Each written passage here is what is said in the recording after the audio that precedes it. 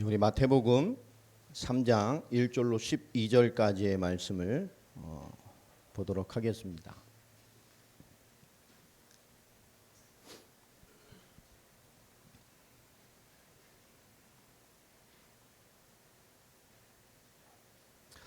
마태복음 3장 1절로 12절까지의 말씀 찾으신 줄로 알고요.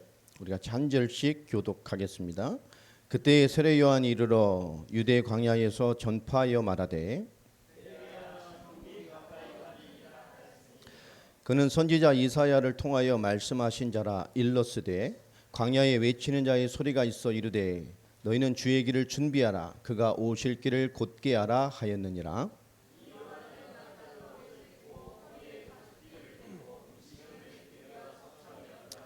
이때에 예루살렘과 온 유대와 요단강 사방에서 다 그에게로 나아와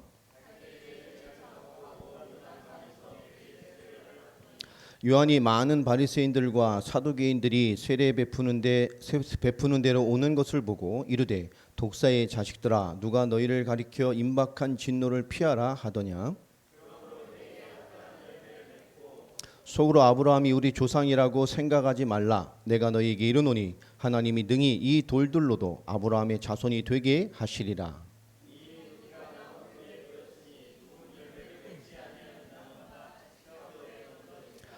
나는 너희로 회개하게 하기 위하여 물로 세례를 베풀거니와 내 뒤에 오시는 이는 나보다 능력이 많으시니 나는 그의 신을 들기도 감당하지 못하겠노라. 그는 성령과 불로 너희에게 세례를 베푸실 것이요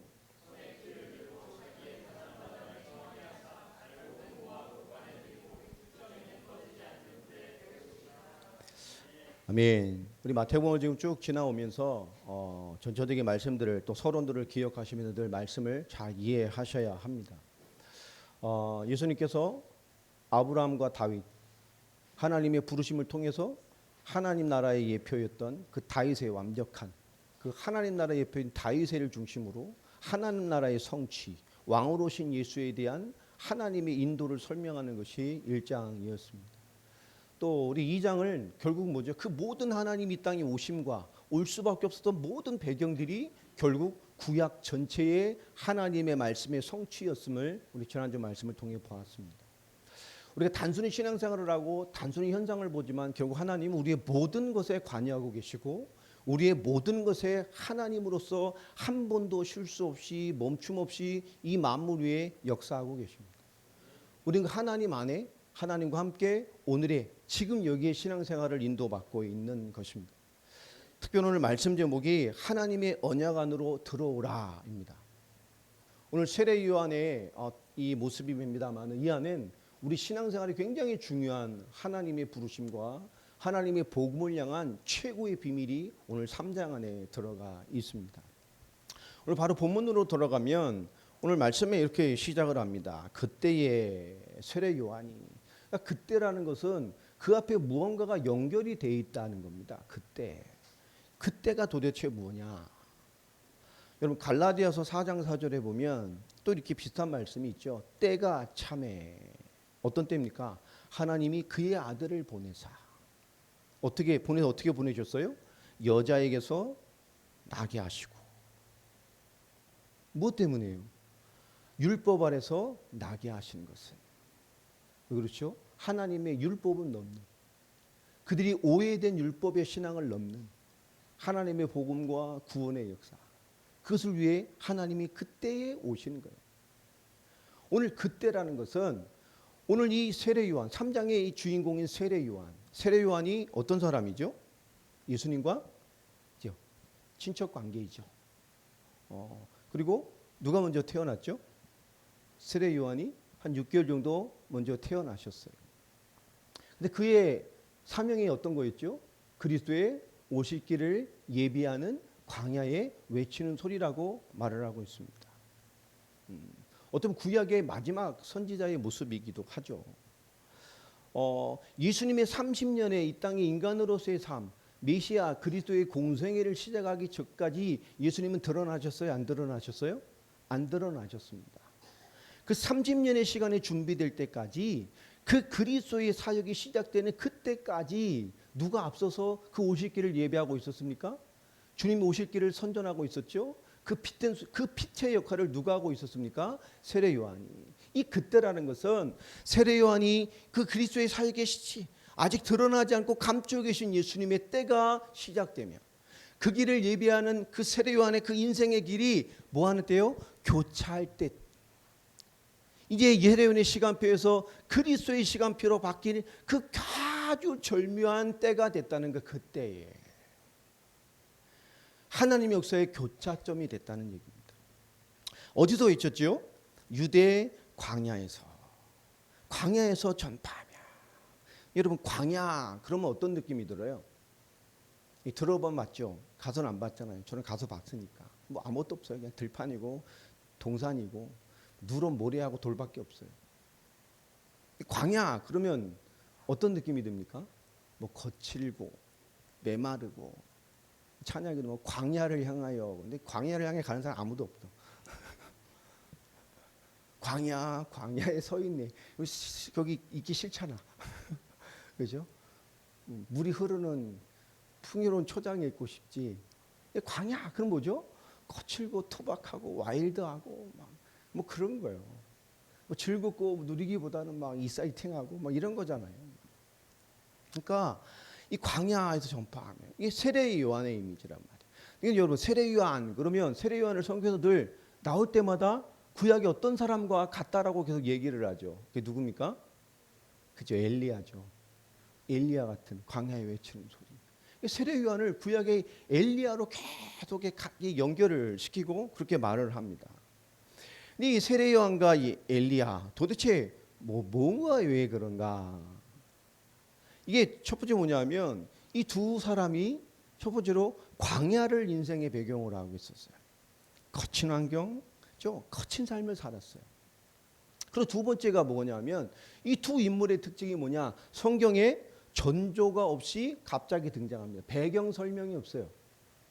세례 요한도 없다가 갑자기 나타나죠. 태어난 기록은 있지만 없어요. 어느 날 갑자기 일어나서 역사의 전면에 섰버립니다. 똑같아요. 그냥 어느 날 갑자기 일어나서 전조 없이 일어나 중심이 돼버린단 말이에요. 세 번째로 보면 열왕기하 1장 한번 8절을 보세요. 열왕기하 1장 8절.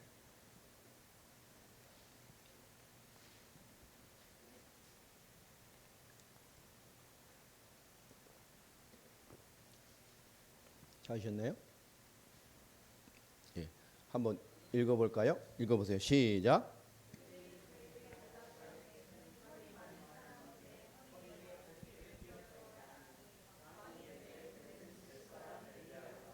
그죠?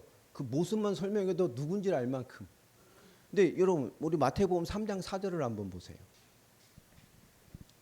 또 한번 읽어보겠습니다. 3장 4절 시작.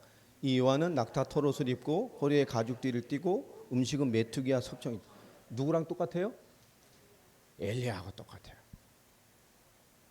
이게.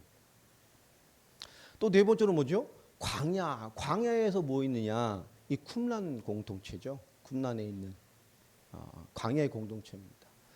이게 다 에세네파다. 근데 그렇지는 않고 에세네파라는 그 거룩한 그런 걸 추구했던 그 사람들이 중에, 에세네파 중에 한 분파가 쿰란 공동체였습니다. 그 에세네파 계열이죠.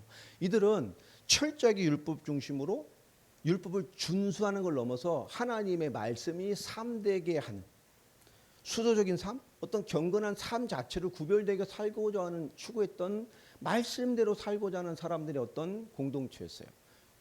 그러니까 말씀대로 사는데 뭔가 막 부딪히는 세상과 많은 환경에 벗어나서 그냥 하나 말씀대로 살고자 하는 그런 또 수도적인 모습은 아닙니다. 비슷한, 우리가 생각해보면 그런 삶을 살았던 사람들이란 말이에요. 그 에세네파 계열 중에 하나입니다. 구분된 삶으로 뭔가 이렇게 집중한 신앙 공동체였어요. 근데 우리 이 요한이 세례 요한이 이름이 아니잖아요. 이름은 뭡니까? 요한입니다. 근데 왜 이게 세례 요한이라고 부를까요? 그의 어떤 그럼 그런 캐릭터가 있는 거예요. 세례 요한. 근데 이 세례라는 것이 쿰란 공동체의 주요 특징 중에 하나였습니다. 자, 근데 2절에 보면 오늘 2절이 참 중요해요. 2절 하나만 가지고 여러분 설교를 하면 설교 시간으로만 3번, 4번을 해야 돼요. 오늘 그의 말씀이 참 중요한데요. 오늘 잘 이해하셔야 됩니다. 핵심은 이것입니다. 오늘 그의 전하는 말씀이 뭐였어요? 회개하라. 그리고 뭐죠? 천국이 가까이 왔느니라 하였으니. 이 말에 오늘 아까 뒤에 절에 보면 사람들이 어떻게 됐죠? 5만원 사람들이 죄를 자복하고 요단강에서 그에게 나왔어요. 얼마나 많은 사람을 개혁하고 깨었든지 그 종교를 똘똘똘 뭉치고 율법으로 똘똘똘 뭉쳤던 바리새인과 사두개인도 그 자리에 와볼 만큼 이스라엘을 흔들어 버렸어요. 요 짧은 한마디예요. 이게 그런 말일까요? 여러분 회개의 이미지가 어떤 겁니까? 회개 뭐요? 예, 죄에서 돌아서는 거. 잘못했습니다. 주님 용서해 주시고 새 은혜를 주십시오. 그리고 우리 되게 회개 그런 이미지잖아요. 그런데 여러분 지금 우리가 하는 회개라는 의미를 떠나서 이게 몇천 년 전에 누구의 언어로 주신 거예요? 하나님의 언어로 기록된 거예요. 그렇죠? 쉽게 말하면 뭐예요? 하나님의 언어? 그죠? 하나님의 수천 년 전에 하나님이 주신 말씀을 누구 사람을 통해서 뭐죠? 사람의 언어로 하나님과 벗어난 인간을 설득하려고 주신 말씀이에요. 그죠? 그 말의 의미를 우리가 기억을 해야 돼요. 그러니까 회개가 뭐냐? 결론부터 말하겠습니다. 한번 따라해 보세요. 회개란 하나님의 언약의 자리로 돌아가는 것이다. 단순히 육적인 어떤 모양을 말하는 게 아닙니다. 성경에서 말하는 회개는 하나님의 언약의 자리로 돌아가는 거예요. 여러분 오늘 신약과 성경의 아마 모든 것에 대한 기본이 아마 오늘 눈이 열릴 거예요. 그러니까 죄 짓지 않는 거, 잘못을 토하는 거, 이건 회개의 외형적인 이미지입니다. 그러나 세례요한이 말한 지금 성경이 말하는 회개는 그 당시 하나님의 언어로 인간에게 주셔서 인간을 설득시켜서 하나님 앞에 서게 하셨던 그 근본의 말씀은 회개는 그런 게 아니에요. 하나님의 언약의 자리로 돌아오라는 거예요. 그래야 성경이 풀려요. 종교적으로 행위적으로 성경을 보는 게 아닙니다. 위로받고 답을 찾으려고 주는 게 아니에요. 하나님의 완전한 하나님의 구원의 언약을 말씀으로 주시는 거예요. 여러분 이 하나님의 언약, 여러분 우리 하나님의 사람이 하나님과의 관계를 유지하는 게 기준이 뭐죠? 하나님의 언약입니다. 이스라엘 백성도 언약입니다. 그 말씀이에요. 하나님과 관계, 하나님의 백성, 하나님의 자녀와 이 하나님과의 연결고리가 언약입니다. 그러니까 이스라엘과 하나님의 관계는 지금 어떤 상황이죠? 이 시대 상황이 하나님과의 언약의 자리에서 이탈된 거예요.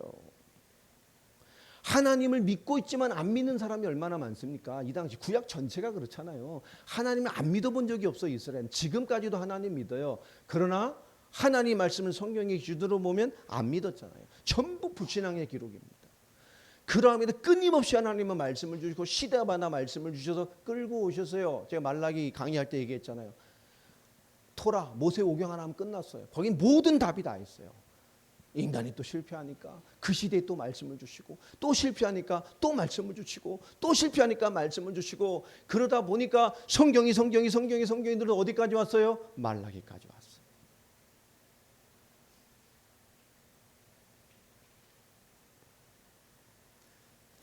여러분 이 세례 요한의 시대에 그 시대가 지금 누구와 같다는 거죠? 엘리야의 시대와 같다는 거예요.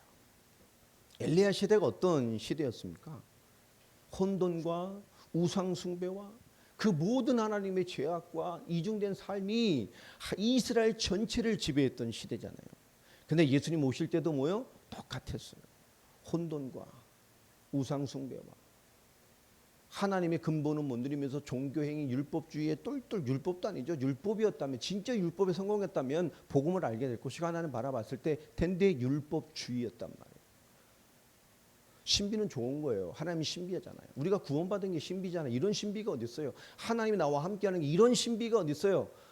하나님 나를 죄 문제, 하나님 떠난 문제, 모든 하나님과 관련된 죄 문제를 단번에 영혼에 완전히 끝내주셔서 나를 하나님의 의되게 하시고 하나님의 자녀 삼아주신 놀라운 성령의 역사, 이거보다 더 큰 신비가 어디 있어요?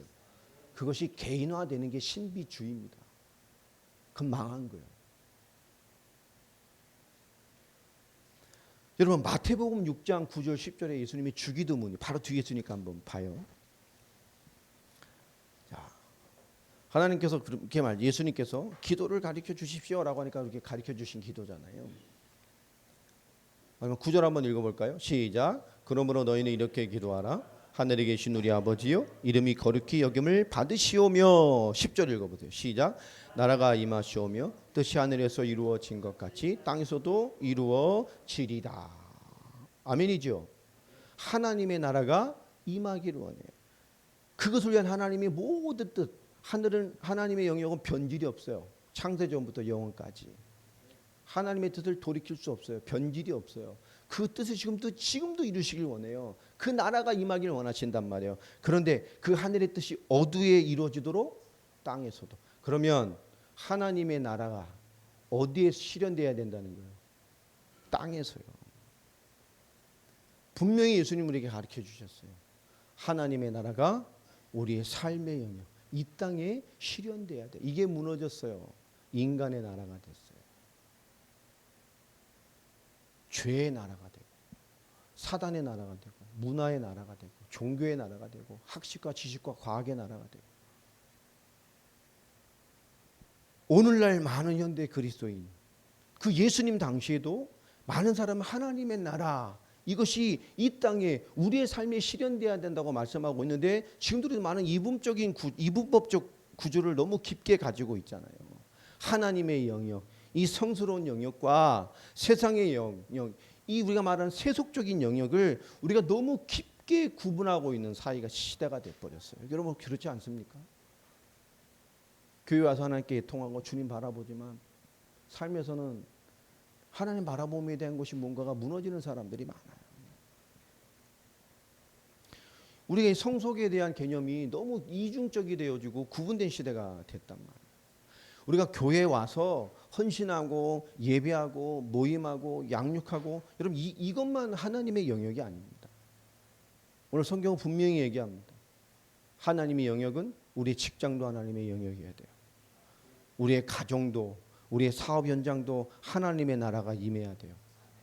여러분 공부에도, 여러분 지식에도, 배우고 익히는 모든 관계에도 여러분 하나님의 나라가 임하기를 바랍니다. 여러분 이게 뭔지를 모르는 사람이 너무 많은 거예요.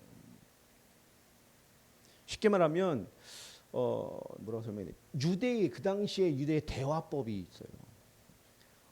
특히 누가복음 17장을 보면 21절부터 보면 예수님과 바리새인들의 논쟁하는 장면이 나옵니다. 그러니까 그 당시 유대의 대화법은 사람들이 쭉 둘러서는 거, 앉고 서든 어떻게 둘러 있죠.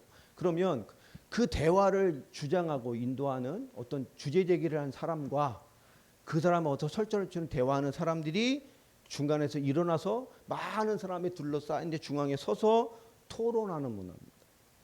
그 당시 문화가. 근데 주제가 뭐였냐? 하나님의 나라에 대한 토론을, 이 논쟁이 벌어진 거예요. 그때 예수님께서 누가복음 17장 21절을 한번 좀 펴보세요. 또 한번 읽어보겠습니다.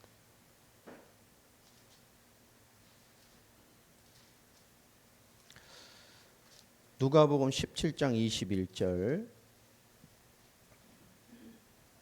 자, 예수님이 직접 하신 말씀이죠. 읽겠습니다. 시작. 또 여기 있다 저기 있다고 못하리니 하나님의 나라는 너희 안에 있느니라. 그 위에 20절의 끝에 예수님께서 뭐라 그러지? 하나님의 나라는 볼 수 있게 임하는 것이 아니오. 우리는 그렇게 꿈꾸잖아요. 보이는 것으로, 뭔가 막 형태적인 것으로. 근데 여기 있다 저기 있다고 못하나니 하나님의 나라는 너희 안에 있느니라. 이렇게 말씀하셨어요. 그럼 너희 안에 있다. 그럼 뭐라고 말해야 돼요? In your heart 이래야 되잖아요. 근데 뭐라고 돼 있죠? Among you라고 돼 있습니다. 그 말은 뭐죠? 우리 가운데 와 계신 거예요. 그럼 예수님이 지금 누구 얘기를 하는 거죠? 자기 자신 얘기하는 거예요. 하나님 나라 지금 어디 있어요? 지금 네 앞에 속에 누구를 얘기하는 거예요? 하나님 나라가 지금 너희 속에 지금 있어. 못 보죠.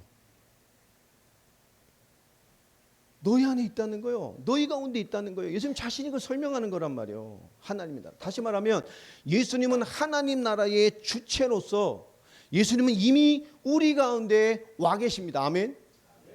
그들이 그걸 모르는 겁니다. 이 시대 많은 사람들이 그렇죠. 뭔가 이 영적인 것과 삶이 분리되어 있단 말이에요. 이 구분하고 삽니다. 하나님의 나라는 우리 가운데 이미 와 있어요. 여러분, 예수님 하나님의 나라를 뜬금없는 구름 같고 머나먼 장래에 뭔가 이렇게 실현되어질 영역을 포함하죠. 완성될 하나님 나라. 그러나 그것을 강조하시는 것이 아닙니다. 지금 주님께서 이 땅도 누구의 나라로? 하나님의 나라로. 하나님 나라의 주체이신 그리스도께서 지금 구현된 하나님의 나라를 위하여 이미 우리에게 와 계신다는 거예요. 자, 그러면서 뭐라고 말을 합니까? 뭐가 가까이 왔다고요? 천국이 가까이 왔느니라. 여러분 잘 정리해 기록해 주세요. 천국 하나님의 나라죠. 이게 가까이 왔다.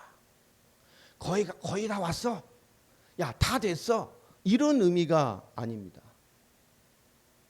성경에는 정확히 이렇게 기록됐어요. 완료형으로 되어 있어요. 그럼 뭐죠? 이미 와 있다는 거예요. 지금 세례 요한이 외치는 메시지입니다. 회개라. 하나님의 언약 안으로 돌아와라. 왜? 하나님이 약속하셨던 그 하나님 나라가 지금 뭐요? 우리에게 분리되는 것이 아니라 지금 우리 가운데 이미 와 계셔. 드러나지 않았지만 이미 와 계셔. 예수님은. 엄청난 메시지죠. 보통 사람이 아니란 말이에요. 거의 왔어. 곧 오실 거야. 여러분 다 됐어. 이 말이 아닙니다. 완료형 이미 왔다는 거예요. 우리 중에 있다는 겁니다. 하나님 나라의 주체이신 그 예수 그리스도께서 우리 가운데 이미 오신 것이에요. 주의 나라가 임한 겁니다. 너희가 내 이름으로 더러운 귀신을 쫓아내는 것이면 하나님의 나라가 너희에게 이미 임하였느니라. 아멘. 왜 엉뚱한 것을 구하고 하나님이 내게 임하지 않은 것처럼 주의 통치가 없는 것처럼 다스림이 없는 것처럼 왜 방황합니까? 하나님인 우리 안에 와 계십니다. 이 땅도 하나님의 나라가 되도록 그 영적인 하나님의 응답 모든 뜻들이 어디에요? 우리의 영역에 이미 성취돼야 돼요. 그래서 예수님 이유를 뭐라는 거죠? 종말이라 그러는 거예요. 하나님 나라가 마지막을 향해 갑니다. 여러분 세 가지 주제 놓치면 안 돼요. 회개가 뭐라고요? 하나님의 언약의 자리로 돌아와라. 여러분 성경이 이해되죠? 회개해라. 삶을 돌이키고 눈물 좀 흘리고 하나님, 그것도 회개의 외형입니다. 근데 왜 안 될까요? 내가 하나님의 언약 안으로 내가 들어와야 돼요. 밖에 있으면서 양다리 걸치고 어느 날 버티다가 이게 점점점 멀어지면 어떻게 돼요? 가랭이 찢어지는 거예요.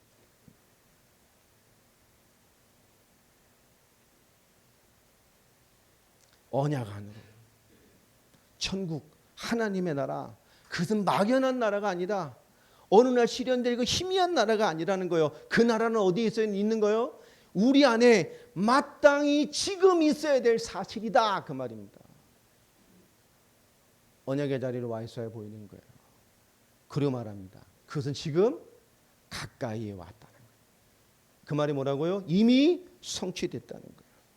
하나님 나라가 이미 우리 안에 와 계신다라는 거 여러분 엄청난 말씀이죠. 너무너무 중요한 말씀입니다. 마태복음 3장 2절 예수님께서 이제 그리스도로 드러나신다는 거예요. 이미 와 계셔. 누군지 모르지만 그죠? 하나님의 구약에 그토록 약속하셨던 메시아, 그 하나님 나라의 비밀, 그 주체의 비밀, 우리 구원의 비밀, 하나님의 모든 응답의 비밀, 하나님의 모든 것 대신 말씀 전체 핵심이신 메시아가 이미 하나님이 따라 우리 안에 와 계시고 어느 날 이미 우리와 함께 하신다는 거예요. 그러니까 뭐요? 빨리 언약 안으로 돌아와라 그 말이에요. 여러분 껍데기 회개가 중요한 거 아닙니다. 왜 방황합니까? 하나님 언약하러 와야 돼요. 왜요? 하나님 나라의 주체인 다윗인 그리스도를 이미 우리에게 주셨잖아요. 우리 안에 있단 말이에요. 우리와 함께 하십니다. 그죠? 우리가 뭐 잘할 때만요? 아니요. 이미 우리 성취하셨어요. 지금의 말로 하면. 그분, 그 예수님은 이미 와 계셨어요. 그죠?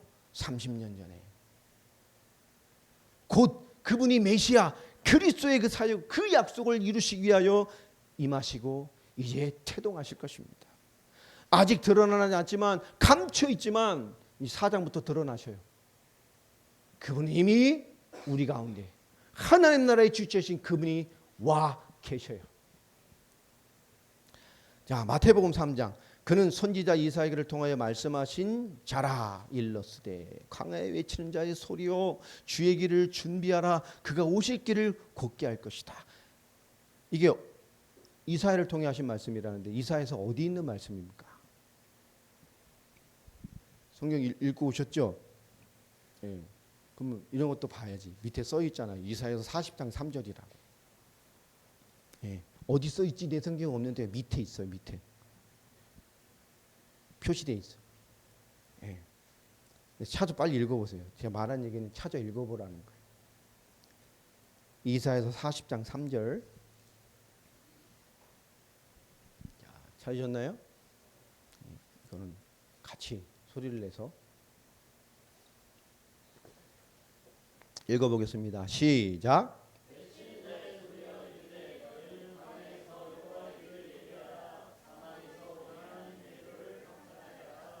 야, 이게 뭔 뜻이죠? 그죠? 여기는 주의 길을 예배하라. 근데 구약에 뭐라 하셨어요? 여호와의 길을 예배하라. 여기 길을 준비하라. 오실 길을 예배하라. 하지만 거기 사막을 뭐하게 하라고요? 평탄하게 하라. 이게 무슨 말일까요? 뭐 도로 닦으라는 얘기입니까? 아니에요. 왕의 길입니다. 이게. 그 당시 말하는 왕의 길을 말하는 거예요. 왕의 개선문 길. 여러분 왕이 나가서 승리하고 확 돌아오는 그 길을 말하는 거예요. 여러분 왕이 딱 승리하고 돌아올 때 뭘 갖고 와요? 예? 뭘 갖고 와요? 전리품. 그리고 뭐죠? 포로.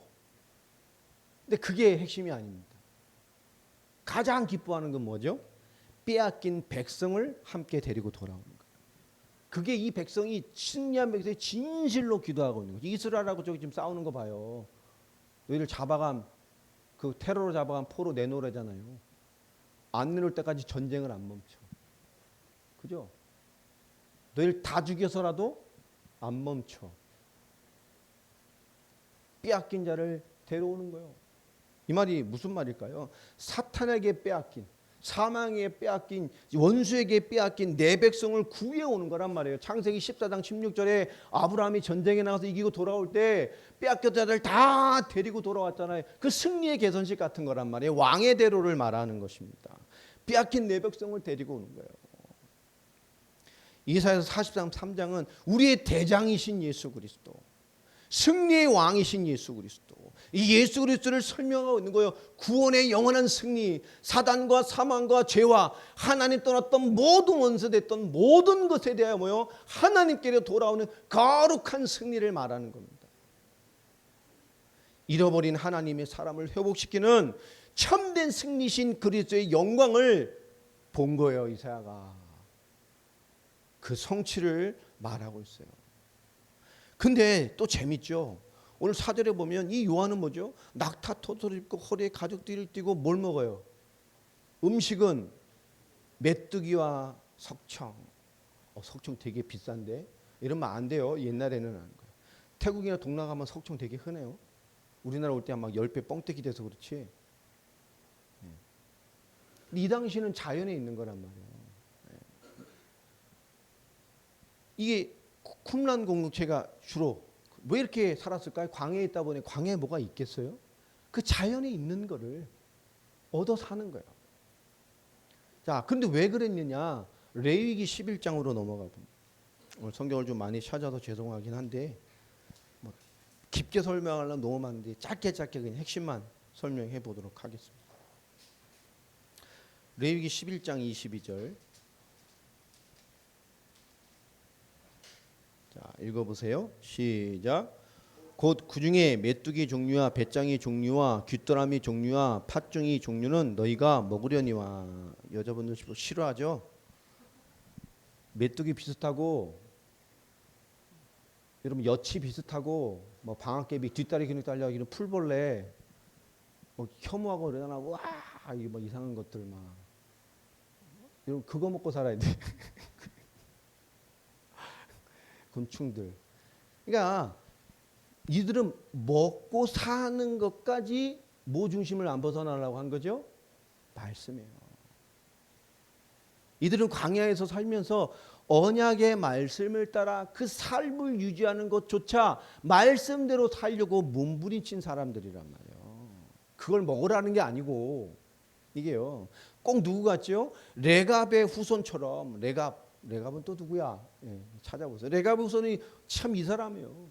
그 오랜 기간을 그 수천 년을 집도 가지지 않고 처음에 하나님이 주셨던 말씀 하나 딱 붙잡고 변함없이 목동으로 살면서 하나님의 기업만을 위해 수천 년을 살아온 족속입니다. 환경의 변화, 시대의 변화 상관없어요. 내게 그때 주셨던 말씀 그대로 지키는 삶을 살려고 살았던 지파가 레갑의 후손들이에요. 멋있지 않습니까? 여러분, 요즘 현대 신앙인에게 가장 아쉬운 점이 뭐냐? 바로 이런 모습이에요. 믿음에 대한 뚝심이 없어요. 조금 뭐 하다가 안 되면 포기하고, 조금 뭐 하다가 환경 안 맞으면 포기하고, 조금 뭐 하다가 내 이익이 안 맞으면 포기하고, 조금 하다가 뭔가 환경과 도전이 있으면 포기하고. 사실 이건 신앙생활이 아닙니다. 내 의의대로 뭔가 풀어보려고 하는 것이죠.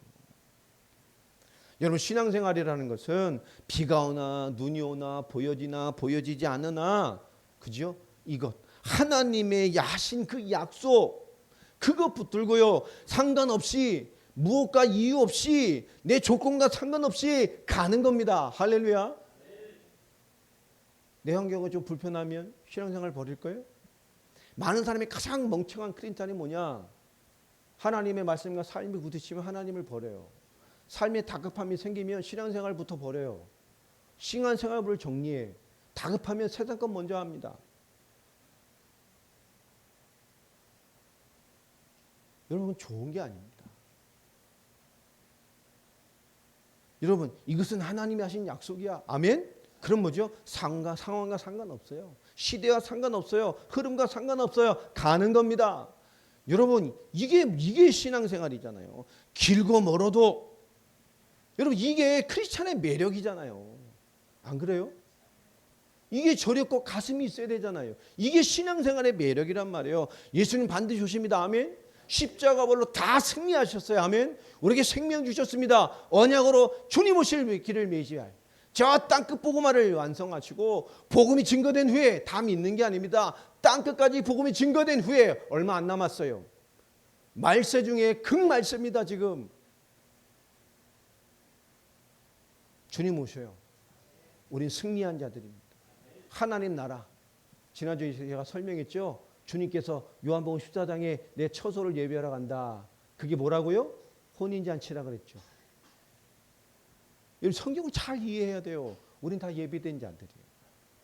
꼴랑길해야 80년? 진짜 징그럽게 오래 살면 100년? 오래 산 겁니까? 그 뒤에 뭐가 있어요? 영원한 시간이 있어요. 이게 길어요? 아니에요. 찰나입니다. 이것도 안 되는 시간. 어디에 승부를 걸랍니까? 여러분, 매력 있게 사세요. 이게 크리스찬의 믿음에 대한 뚝심이 있어야 돼요. 불신자 세상이 막 우리를 봤을 때, 와, 쟤는 저렇게도 사는구나. 우리 이런 사람들이 돼야 돼요. 아, 저렇게도 살 수 있구나. 여러분, 그런 사람이 되길 바랍니다. 뚝심 있게 가야 돼요. 믿음에 대한 뚝심이 있어야 돼요. 틀리진 않았는데 우리가 틀리게 삽니까? 아니에요. 틀리진 않았는데 다르게 사는 거예요, 우린. 여러분, 그게 있어요. 이게 매력이에요, 크리스찬이. 똑같이 식상생활하고 살아가는데요, 그죠? 틀린 짓은 안 해. 그런데 뭐죠? 와, 다르게 살아요. 착하게 살라는 얘기입니까? 제가 그런 얘기 아니라 그랬잖아요. 겸손하게 예수 믿는 교회 오빠 같이 살라는 거예요. 그런 얘기 아닙니다. 하나님의 사람답게 사는 거예요. 왜 하나님의 사람 교회 오빠가 왜 착하고 겸손하고 막 손해보고 그런 거 아니에요. 승질내도 돼. 못된 놈 혼내줘도 되고 싸워도 돼요. 그게 뭔 죄요. 세상에 법에 어긋나면 법으로 걸면 되고, 그죠? 남의 돈 꿔주고 막 착한 척하다 받지도 못하고 집에 가서 벽 긁고 이런 짓 하지 말아요. 법으로 걸면 돼. 그런 얘기가 아니란 말이에요. 신앙생활이라는 게. 여러분 그 약속됨을 믿고 그게 뭐요? 크게 내게 힘이 되는 거예요. 그죠? 그것만 바라도 힘이 생기는 거예요. 하나님의 말씀을 바라보면 힘이 생기는 거예요. 길고 멀어도 보이지 않는 것 같아도 나의 힘은 하나님의 약속이요. 하나님의 언약, 하나님의 말씀이 나의 힘입니다. 왜? 하나님 이루실 거니까. 승리하실 거니까. 이루셨으니까. 이미 지금 나와 함께 하나님의 나라가 나의 안에 우리 안에 함께 하시잖아요. 이게 안 보이는데 신앙생활 되겠습니까? 하나님의 주권이 인정되겠어요? 모든 것에 있는 하나님의 주권, 하나님의 일하심. 여러분 이 눈이 띄어야 돼요. 세례 요한의 메시지가 그 메시지입니다.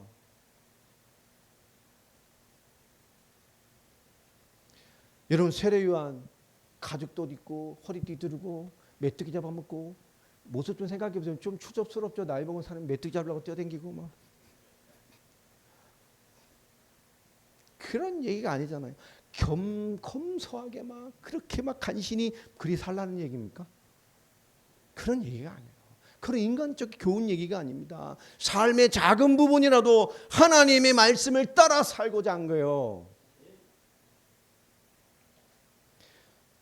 시간이 별로 없어서 여러분 3장 5절부터 쭉 10절까지 보면 전부 뭐죠? 이제 말을 합니다. 특별히 6절에 보면 회개하라 천국에 갔다는 말씀 앞에 이때의 예루살렘과 온 유대와 요단강 사방에서 다 사람들이 막 쏟아져 나오는 거예요. 이 복음에 이 말씀에 이 말을 알아들었다는 거예요. 우리가 하나님 떠나서 그죠? 하나님의 언약을 벗어나서 하나님의 원하는 삶을 벗어나서 다 개차반같이 된 시대에 자신을 발견하고 이 아픈 시대를 발견하고 그렇구나 하나님 나라가 우리 안에 이미 와 계시고 하나님 한 번도 우리 가운데 하나님의 나라 하나님의 뜻을 접으신 적이 없어요. 누가요? 내가 떠나는 것이요. 그 하나님 앞에 돌아오며 온 나라를 깨운 거란 말이에요.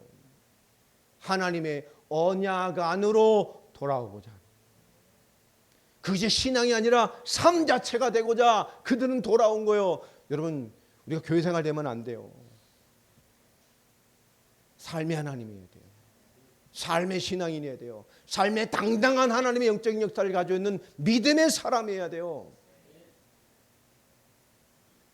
깨운 거예요. 사람들이 온 이스라엘을. 6절에 그들이 잡아갑니다. 이게 뭐죠? 그 앞에 떠난 사람을 그 말씀 앞에 자신을 본 거예요. 그리고 세례를 받습니다. 근데 더 멋있는 말이네요. 오늘 10절 보면요. 이미 이런 얘기를 합니다. 이미 도끼가 나무 뿌리에 놓였으니. 오늘 7절 마지막에 보면 너희를 가르쳐 임박한 진노를 피하라 하더냐. 아까 이 말은 뭐 도끼가 앞에 있다. 나무 앞에 딱 있는 거예요. 이제 뭐만 하면 돼요? 찍어버리면 돼.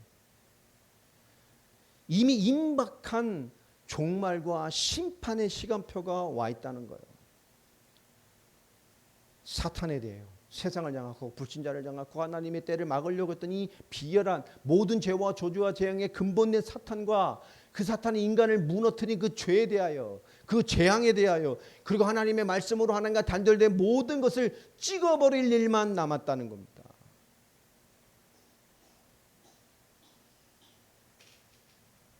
이것도 하나하나 설명하면 구약으로 설명하면 너무 많아요. 마태복음은 구약을 가장 많이 인용한 서라 그랬죠. 지난번에도 이사야서, 호세아서, 예레미야의 성취 그 외에 구약의 많은 선지자들의 말이 뭐라고요? 이 예수를 말하는 것에 대한 성취를 설명했단 말이에요. 자, 우리 11절 한번 읽어봅시다. 읽겠습니다. 시작. 나는 너희로 회개하게 하기 위하여 물로 세례를 베풀거니와 내 뒤에 오시는 이는 나보다 능력이 많으시니 나는 그의 신을 들기도 감당하지 못하겠노라. 그는 성령과 불로 너희에게 세례를 베푸실 것이요. 요한은 뭘로요? 물로. 근데 예수 그리스도께서는 뭘로요? 성령과 불로. 여러분 또 이게 또 이상하게 번역이 돼서 활용이 돼서 글자적 외형으로 오해를 해서 오순절 막 성령 불 운동 막 으쌰 막 은사 받아라 막 은혜 받아라 막 은사 받아라 뜨거워야 된다. 그게 하나님의 역사의 외형이 우리가 볼 때 불같이 바람같이 하는 그 역사하시 그 있어요. 그러나 지금 말은 그게 아닙니다. 성령이 불같이 임해야 된다는 얘기가 아니에요. 성령과 불. 성령이 어떤 일을 하셨죠? 우리를 구원케 하시기 우리의 생명 되셨습니다. 은혜를 성취하시고 그리스도를 성취하시고 하나님의 말씀을 성취하셔서 그죠? 내게 하나님의 말씀이 성취되어 우리가 구원받은 거예요. 그걸 하시는 일이 누구예요? 성령. 지금도 예수 영접할 때 하나님의 영이 내 안에 함께 하셔서 하나님 자녀 됐잖아요. 단번에 저주 제단 끝나고 하나님 나라의 백성 되고 하나님 만나 영원히 임마누엘 된 내 수준과 상태와 상관없이 예수 그리스도의 이름으로 응답받고 하나님의 말씀 붙잡음으로 모든 것을 아멘 할 수 있는 여러분 이 성령은 하나님의 생명입니다. 이 불은 불같은 성령을 말하는 게 아니라 심판을 의미하는 거예요. 그분이 오시면 뭐가 돼요? 생명이냐 심판이냐 은혜냐 사망이냐 복음이냐 종교냐 이겁니다. 여러분 예수 믿으면 나오는 판결 결론이 뭐죠? 이겁니다. 우리가 주님 앞에 서면 나오는 마지막 판결이 뭡니까? 이겁니다. 생명이냐 사망이냐 하나님 자녀냐 마귀 자녀냐 네가 복음이었냐 종교였냐 네가 은혜였냐 사망이었냐 말이야. 판결할 겁니다. 마지막 시대는 어떤 시대라 그랬죠? 부흥 시대가 아닙니다. 폭발과 같은 현장의 전도 이제 그런 전도 운동 안 일어납니다. 마지막 때. 하나님 마지막 때는 뭐요? 알곡과 쭉정이를 나누는 전도입니다. 성경의 복음을 듣고 돌아오는 자들. 구원받지도 않아놓고도 교회 학습을 통해서 받은 구원의 확신이라는 학습으로 학습된 크리스찬들이 많아요. 복음이 뭔지도 몰라. 복음이 뭡니까? 모른다니까. 기쁜 소식이요. 그건 글자일 뿐이고 그 말하는 복음이 뭐냐고요. 여러분 성경의 복음을 모르는데 어떻게 구원을 받을 수 있어요? 복음 모르고 구원 받을 수 있어요? 난 환장하겠습니다. 지금 보면 크리스찬들 만나보면 여러분 복음을 모르는데 구원받았다고 말할 수 있냔 말이에요. 복음으로 구원받은 것인데 예수 믿으면 구원받았어요? 예수라는 신을 믿어 구원받은 겁니까? 아니라니까. 그렇게 말하지 않아요. 성경은 성경의 복음 자체가 가려져 있어요. 왜 예수 믿어야 됩니까? 그분이 구약에 약속하신 메시아 그리스도란 말이에요. 왜 예수로만 믿어야 됩니까? 그분이 약속한 메시아라니까. 구약 오실 메시아, 신약 오신 메시아, 십자가 벌로 모든 걸 성취하시고 다시 오실 메시아. 이게 성경입니다. 성경은 메시아를 말하는 거예요. 하나님 믿어라가 아니잖아요. 예수 믿어라가 아닙니다. 우리나라에 이 땅에 오셔서 돌아다니는 재림 예수가 몇 분이 계시다 그랬어요. 한 30명 돌아다니는 나라가 우리나라예요. 참 축복받은 나라예요. 그 중에 한 분은 2번 오셨다가 다시 가셨다 3번째 오신데 이게 안상홍 아닙니까 지금. 제주도 좋아. 삼림하시려고 준비하고 있어요. 정명석은 내가 메시아다. 미친놈들 많아요. 허경인가 그 사람은 내가 신인이래요. 지가 하나님이래요. 예수도 자기 밑에 있대. 이런 미친놈들이. 이만희는 뭐라 말합니까? 그분은 뭐요? 실제 죄서 죽지도 않는데요. 미친 거지. 죽으면 어떡할 거예요? 지금 그걸 대비해서 지금 막 나이 많아 혀가 꼬이고 말하다가 막 말을 까먹고 그런데요. 그러니까 이제 그 후를 대비하려고 지금 준비하고 있대요. 내가 이긴 자다. 자기가 메시아라는 거잖아요. 아닙니다. 예수님만 메시아예요. 성경 그렇게 말하고 있어요. 그게 무슨 뜻입니까? 이 말을 몰라요. 왜 하나님 메시아를 약속했는데 메시아를 모른다고 하시다. 교회가 설교를 안 해. 똑바로 믿어라, 예수 믿어라, 열심히 믿어라, 은혜 받아라, 회개해라, 이렇게 살아라, 저렇게 살아라. 그 설교를 가지고 설교죠. 복음을 말하는 게 아니라. 성도들이 몰라요. 그러니까 이단 만나도 할 말이 없어요. 이단들은 교회 보고 눌러요. 띵동. 왜요? 성경편 몰라. 말씀을 몰라. 예수님이 이 땅에 오셔서 십자가 죽으셔서 내 죄를 용서하셔서 구원하셨어요. 이건 초등학교 학생도 알아요. 그 수준으로 죽을 때까지 믿어. 그게 뭔지를 몰라. 알고 있다고 생각해. 그래서 뭐죠? 알려고 하질 않아. 모르면서. 구약의 이스라엘 같죠. 하나님 믿는데 안 믿어. 몰라. 이게 마귀가 이 시대에 뿌려놓은 덫입니다. 오늘 12절에 알곡과 쭉정이에요. 오늘 우리 마지막 때에 깨어 있어야 됩니다.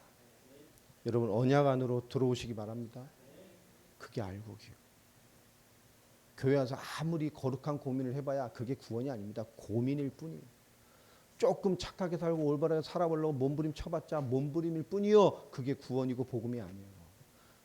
여러분 내가 삶의 하나님의 나라 성취된 내 안에 함께 오시 나와 함께 하신 하나님의 통치와 하나님의 역사를 바라본 자라면 우리는 오늘의 모든 것을 뛰어넘을 수 있어요. 나를 넘어 하나님의 나라. 나와 함께 이미 이루신 하나님의 나라. 여러분 나라 없는 보트피플 같이 살지 마세요. 우리 안에 계십니다. 이제 이 복음의 중심이 그분이 사장에 드러나시는 거예요. 여러분 마태복음은 제가 그러잖아요. 마태복음 잘 읽으고 잘 정리해 놓으라고. 이거 하나를 딱 이해하면 구약과 신약의 강이 쭉 연결돼요. 성경 보는 눈이 바뀌어요.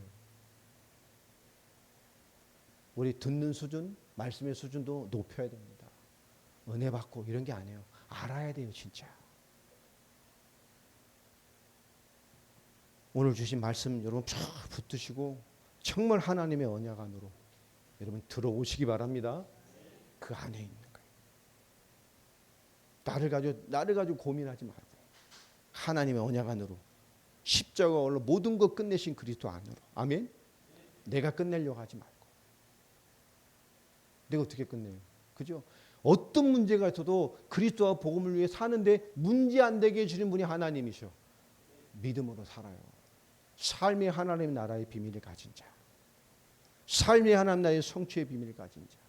내 삶의 정중앙에 이미 와 계신 하나님 나라의 주체이신 그리스도. 그리스도와 함께하는 자가 하나님 나라의 그저 소유권이 가진 자예요. 오늘 삶의 신앙들이 회복되시기를 예수님의 이름으로 축복합니다. 예, 우리 자리에 일어나셔서 우리 선한 능력으로 우리 찬양하겠습니다. 우리 찬송가 우리 찬양집 제일 마지막에 있습니다.